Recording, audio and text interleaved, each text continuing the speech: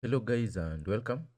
In today's video I'll be talking about two things. First, it will be about the CAPSIMinbox-XM, and the next one will be about my Capstone 2.0. I'll be taking you through my round 1 decision. CAPSIMinbox-XM, this is just a simulation based assessment designed to test how well you can apply your core business concept in real world scenarios. This exercise builds on the CAPSIM simulation that we have already experienced, but with a fresh twist, and you'll for this case is that you'll step into the role of a CEO of Andrew's company, and they will tackle the series of on-the-job email challenges.